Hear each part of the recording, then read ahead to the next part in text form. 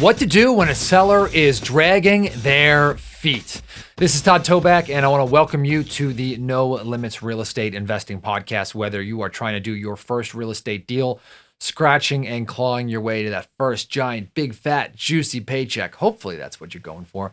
Or if you're trying to scale a real estate business to 7 figures and have a machine that spits off cash month after month without your personal day-to-day involvement, you are in the right place. If you have not been to our website, head on over to nolimitsrealestateinvesting.com/script. And there you can get a copy of the very exact script that we use in our business, the very script that we've used to lock up over 1,300 deals, and the same script that tens of thousands of investors have used across the country, the best ones, at least, to lock up their deals. So go to nolimitsrealestateinvesting.com/script to get your copy today. It's going to teach you how to talk to motivated sellers, what to say, how to say it, the inflections, the tones. Got to go there. So go ahead and check that out. All right. So let's get into today's question. This was sent in by a listener on what to do when a seller is dragging their feet. Let's go ahead and play it. This is Ray. So essentially, the situation is, been following the course. It's great. The situation is the seller says he needs to go into the house for multiple reasons before he will accept an offer or let me go inside. The first is he wants to see the condition. And I said, are you embarrassed of the condition? And I said, I've seen it all, so you shouldn't feel embarrassed. So then I tried to dig deeper and say, is there anything, why else don't you want, what do you want to get in the house? He said there's stuff in there he wants to see. I said, is it something personal, sentimental? He didn't really answer, but I think I heard him say yes, that there's something in there sentimental, but he wasn't really direct with that.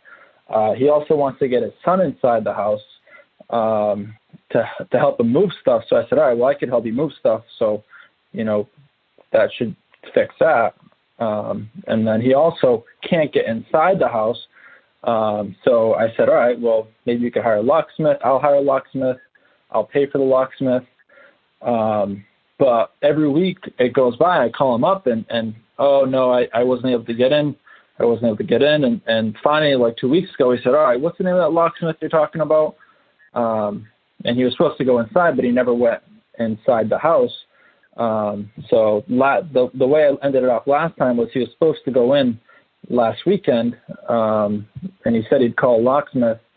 But this has been for the past month. So, and this is a really big potential deal here. So, just want to see what you thought on this, and if there's any suggestions you'd have. Hey, well, first of all, thanks for sending in that question. And I like this deal. I like the way that there are some challenges here, but you are sticking with it, right? You are staying on the seller. You're doing some things that I like and some things that I'll tell you to continue to improve on. But if you're a listener listening to the podcast, what we have here, I know there was a lot of words there and a lot of twisting and turning. But long story short, we have a deal that we're trying to lock up. That's what I hear. And the seller has excuse after excuse after excuse on why they're not ready to sign the contract, right? They have to do something before signing. And this is a classic case of just dragging your feet, right? Let's remove all the drama. That's what's going on here. So what I like, first I'll tell you what I like what you're doing, okay? I like the fact that you're asking questions of the seller and that you're finding out what they need, right? So you're removing barriers. So he's saying, hey, do you want to get in? Yeah, do you want to get in? Do you, you don't have a key? Great, I'll hire a locksmith and I'll pay for it. I love that solution. By the way, do not be scared to throw some money into these deals. You may lose a little money here and there, but over the long term, you're going to get a huge, huge, huge return on your money, right? It's not about losing that money. It's about your ROI on your total spend. So I like that. But what I see here is that there's kind of this now perpetual seller is dragging their feet and not getting this done. So now we have to do something called a pattern interrupt, right? A pattern interrupt where we do something the seller is not expecting, to kind of throw them a little off base and gain information that they previously were holding in. So first thing I'm going to do, you have to recognize it, right? The seller is dragging their feet. You've tried to offer solutions and the seller is not really responding to those, keeps again hiding something. And that's where I'm going to. The seller has probably some underlying objection or some reason why they don't want to sell the house, right? When someone wants to do something, they find every reason to do it. When someone doesn't want to do something, they find every reason not to do it. And so I find that there's usually some big reason that they're not telling you about. And that's why you're hearing all these little reasons. So number one, recognize that. Number two is that you've got to build rapport. I've talked about this because what I'm going to tell you to do, you've got to have a little bit of a relationship to do. So build rapport, listen to the seller, find out their needs, and make a friend. I've talked about level 3 rapport many times in this podcast. I won't go too much into that. Otherwise, look at the other episodes on rapport.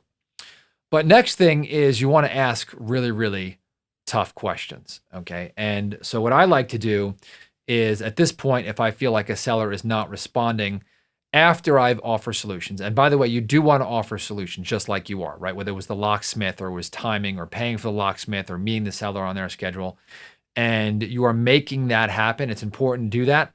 But if that's not working, this is where you have to ask the really tough questions.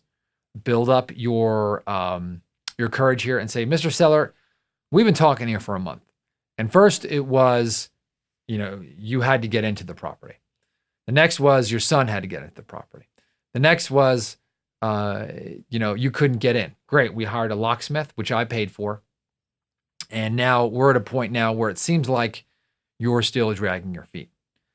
In light of that are you sure you want to actually sell the property? What's going on that you're not telling me? And then zip it, right? You may say, what's keeping you up at night about the property, right? Or what's holding you back? Ask these really, really, really, really tough questions and see what the seller says, right? I might say, hey, look, it seems like there's something that you're not telling me because it seems like you might want to sell, but then I'm kind of seeing all these reasons why you can't, right? What aren't you telling me? And then just ask them, look them right in the eye, right? Right in the eye, and see if you can't flush it out of them. I love to do that. Be a truth teller and be a truth seeker, right? Be a truth teller and a truth seeker, and you will earn the respect. If they still won't, what I would say is, Mr. Seller, let me throw this at you. Would it be fair if we threw a deadline on getting this done or not? By the way, you are on no obligation to sell to me. If you don't want to sell to me, the answer is no, but we've been dragging our feet. Can we give ourselves a deadline to get this done? Right? And they'll say maybe, and say, great. What would that deadline be? How long should it be? A month? Okay, great. So right here, I'll put 12/31, whatever year, right? And we agree that we will either get the deal done or not, and it's okay. I want to let you know that if you tell me no, I'm absolutely okay with that, right? And that deadline, oh man, that's like, just you're taking a fire hose, right, and trying to put it through a straw. It's going to go, and it's going to push every objection out. So I love using deadlines. Now, if for whatever reason the seller is still dragging their feet and I can't get that question out of them, they're being really rough, I'm going to give them a break and I'm going to do a give up. And I'm saying, Mr. Seller, hey, look, I totally appreciate this. Why don't we do this? If you really want to sell, give me a call and we'll talk about it, right? But right now it doesn't seem like you want to. If I'm wrong, let me know. Give them a break and then come back in 2 weeks, right? And try to do that again. Okay, very, very important. If you're not getting anywhere with the tough questions, give them a break and then come back. So to review, number one, you got to recognize when a seller is dragging their feet, right? The putting off the phone calls or meeting you at the property or signing at the contract or dealing with a tenant or talking to the brother or sister or mother or attorney or CPA, uncle, whatever it is, the dog, the sister, whatever that is, okay, recognize when a seller is dragging their feet. Number two is you got to build rapport. Build rapport. Because you're going to ask tough questions. You want to hit the seller right between the eyes with honesty. You want to be a truth teller and a truth seeker. You want to earn the respect of a seller by being so blunt and transparent. They can't believe that you just asked the question that you just asked. You want to offer solutions. Of course you want to do that, right? But if the seller is resisting your solutions for whatever reason that are obvious fixes to their problem, well, then you know that they have an underlying situation that they're not telling you about. So if that's not working, ask the tougher questions like, what are you not telling me? What's keeping you up at night? Mr. Seller, I've offered you 10 solutions here to solve all your problems, but it still seems like you're resisting. Are you sure you want to sell to me? Oh, then shut up and listen, because then the real objection might come out. And you know what? That is beautiful, because if you hear that, right, then you can solve it. I know some investors out there, they don't want to hear the answer. They're like, la, la, la, la, la, la, la, la, la, la, la. And they think that like if they just gloss over it, they're not going to do the objection. They're not going to have to face that objection. But I can tell you that's the furthest thing from the truth. You got to know your enemy. And the seller is not your enemy. The objection is the enemy, because that's the barrier between you and helping the seller. Okay. If that doesn't work, give it a deadline.